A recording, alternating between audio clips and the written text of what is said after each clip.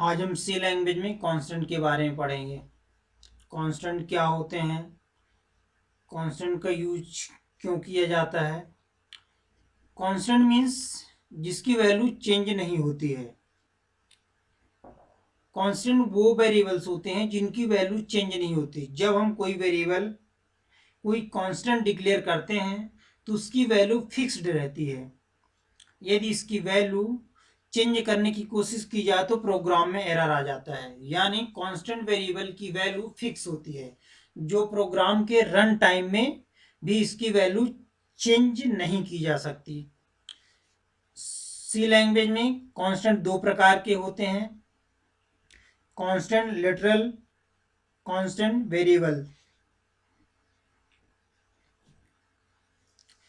Constant literal, C language में constant literal ऐसी value होती है जिन्हें हम प्रोग्राम में डायरेक्टली यूज कर सकते हैं। जैसे यहाँ पे x equal to y plus 5, यहाँ पे 5 एक कांस्टेंट है। ऊपर दिए गए कोड में 5 एक कांस्टेंट लिटरल है। इसे प्रोग्राम में डायरेक्टली यूज कर सकते हैं। जब हम प्रोग्राम को रन करेंगे तो इसकी वैल्यू चेंज नहीं होगी। कांस्टेंट लिटरल को हम इंटीजर नंबर ही मानते हैं क्योंकि इसकी वैल्यू चेंजेबल नहीं होती, इसलिए कांस्टेंट लिटरल को कहीं कहीं यूज किया जा सकता है।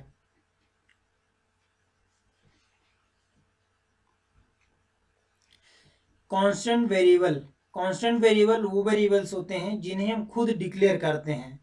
और कांस्टेंट वेरिएबल का सबसे बड़ा बेनिफिट यह होता है, अगर कांस्टेंट वेरिएबल की वैल्यू चेंज करना हो तो बड़े आसानी से कर सकते हैं। कांस्टेंट वेरिएबल को हम दो प्रकार से डिक्लेयर कर सकते हैं, प्री प्रोसेसर के द्वारा और कॉन्स्ट कीवर्ड के द्वारा।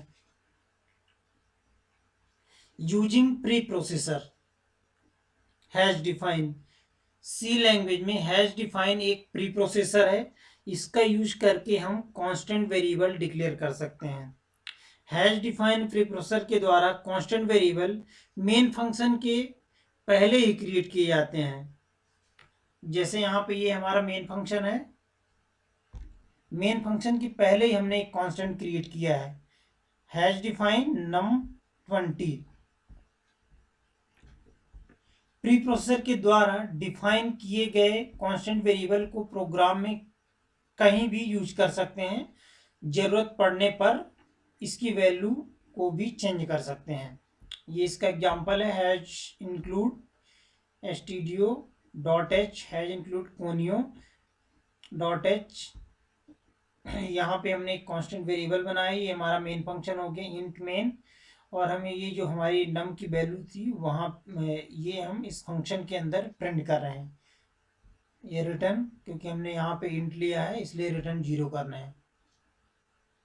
ये हमारा आउटपुट हो गया। यूजिंग कॉन्स्ट कीवर्ड, सी लैंग्वेज में कांस्टेंट वेरिएबल डिक्लेयर करने के लिए हम कॉन्स्ट कीवर्ड का भी यूज कर सकते हैं। जैसे ही कॉन्स्ट कीवर्ड का यूज करेंगे कांस्टेंट वेरिएबल क्रिएट हो जाएगा।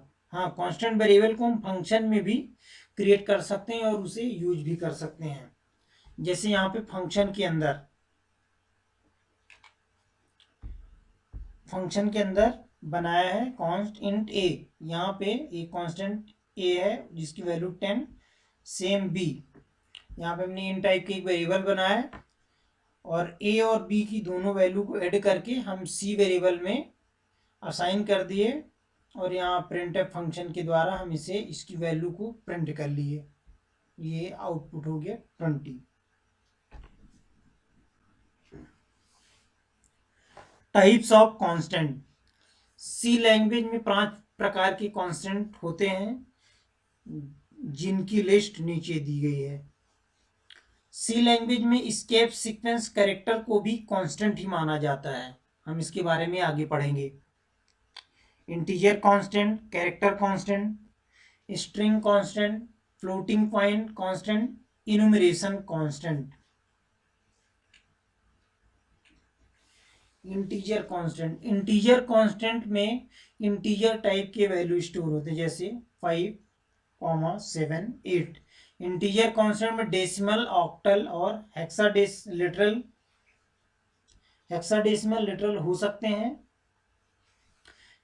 प्रीफिक्स आरंभ में लगा हुआ बेस और रेडिक्स को स्पेसिफाई करता है, जैसे 0 स्मॉल एक्स और 0 कैपिटल एक्स। हेक्साडेसिमल को, 0 ऑक्टल को, और यदि किसी नंबर के पहले कोई भी प्रीफिक्स कैरेक्टर नहीं लगा हुआ हो तो वह डेसिमल को रिप्रेजेंट करता है। इंटीजर लिटरल के लिए सुफिक्स सबसे अंत में यू, कैपिटल यू या कैपिटल एल भी लगे हुए हो सकते हैं, जहां कैपिटल यू अनसाइन को रिप्रेजेंट करता है जबकि एल लॉन्ग को रिप्रेजेंट करता है। सफिक्स कैपिटल यू और एल अपर केस और लोअर केस किसी भी केस में हो सकते हैं। लिटरल के कुछ एग्जांपल। इंटीजर लिटरल 141 ये लीगल है। 0586 illegal because 8 is not an octal number, क्योंकि जो हमारा ऑक्टल नंबर होता है वो अप टू 7 तक, हम 1 0 से लेके 7 तक ही लिख सकते हैं। यहाँ पे 8 है इसलिए ये इलीगल हो गया। 0x feel legal because it is an hexadecimal number and L is suffix, यहाँ पे एल लगा हुआ है सुफिक्स। यू लीगल, इलीगल, अलग अलग प्रकार के इंटीजर लिटरल के कुछ examples. Floating point constant. Floating point constant में फ्लोटिंग टाइप के वैल्यू स्टोर होते हैं, मतलब कि दशमलव प्रकार के वैल्यू स्टोर होते हैं, डेसिमल पॉइंट की वैल्यू। फ्लोटिंग पॉइंट लिटरल में decimal part, integer part, fractional part और एक्सपोनेंट पार्ट होते हैं। फ्लोटिंग पॉइंट लिटरल को हम डेसिमल पार्ट और एक्सपोनेंशियल पार्ट में रिप्रेजेंट कर सकते हैं। जब हम डेसिमल फॉर्म को रिप्रेजेंट करते हैं तो उसमें डेसिमल पार्ट या एक्सपोनेंट पार्ट या फिर दोनों होना जरूरी है, और जब एक्सपोनेंशियल फॉर्म को रिप्रेजेंट करते हैं तो उसमें इंटीजर पार्ट या फ्रैक्शनल पार्ट या फिर दोनों होना जरूरी है। साइन एक्सपोनेंट को स्मॉल ई और कैपिटल ई के द्वारा इंट्रोड्यूस किया जा सकता है। ये फ्लोटिंग पॉइंट के example. Character constant. Character constant में एक सिंगल कैरेक्टर स्टोर किया जाता है। कैरेक्टर लिटरल सिंगल कोट्स में बंद होते, जैसे स्मॉल ए सिंगल कोट्स के अंदर और बाय सिंगल कोट्स के अंदर, ये हमारे कैरेक्टर कांस्टेंट होते हैं। Character literal plain character e, example A single quotes. Escape sequence \n या universal character \u0 to C0 हो सकते हैं। सी प्रोग्रामिंग में बहुत सारे ऐसे कैरेक्टर्स होते हैं जिनके पहले बैकस्लैश लगा देने से उनका स्पेशल मीनिंग बन जाता है, जैसे \n for new line, \t for tab,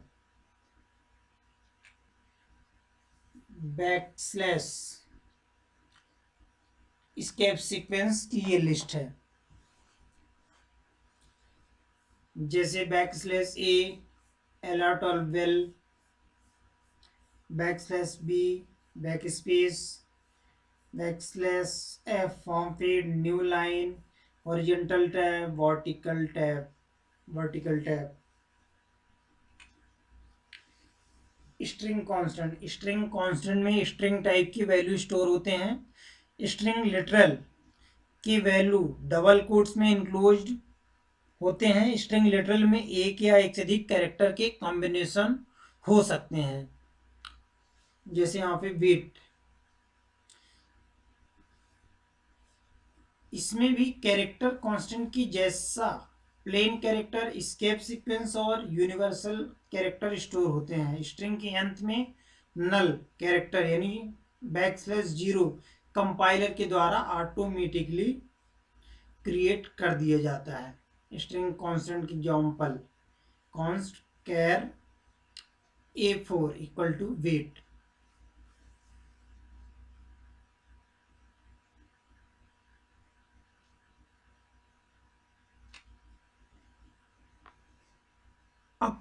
अब सी लैंग्वेज में कीवर्ड के बारे में समझेंगे। कीवर्ड क्या होता है। एक प्रोग्रामिंग लैंग्वेज में कंपाइलर डिजाइन करते समय कुछ वर्ड्स खास कार्यों के लिए रिजर्व कर लिए जाते हैं। इन वर्ड्स को कीवर्ड या रिजर्व वर्ड्स कहा जाता है। प्रत्येक कीवर्ड्स का एक निश्चित अर्थ होता है और इस अर्थ को बदला नहीं जा सकता। इसके साथ ही एक और ध्यान देने योग्य बात है कि सभी कीवर्ड लोअर केस में लिखे जाने चाहिए। अगर ऐसा नहीं किया जाता है तो प्रोग्राम में एरर आएगी। कीवर्ड वह वर्ड्स होते हैं जिनका अर्थ सी कंपाइलर को पहले से समझाया गया है, कीवर्ड कहलाते हैं। एग्जांपल देखते हैं कौन कौन से हैं। सी लैंग्वेज में निम्नलिखित कीवर्ड्स या रिजर्व वर्ड का प्रयोग किया जाता है। लगभग 32 कीवर्ड हैं। Auto, default, float, register, switch, size of, break, do, for, return, typedef, फुटन, case, double, goto, short, union, pascal, char, else, if, signed, unsigned, huge, const, enum, int, static, void, for, continue, extern, long, struct, while, near। उपरोक्त reserve word को C compiler में कुछ पूर्व निर्धारित कार्य करने के लिए स्टैंडर्ड वर्ड्स के रूप में डिक्लेयर किया जाता है। उदाहरण के लिए ब्रेक एक कीवर्ड है और इसे एक वेरिएबल की तरह इस्तेमाल नहीं किया जा सकता।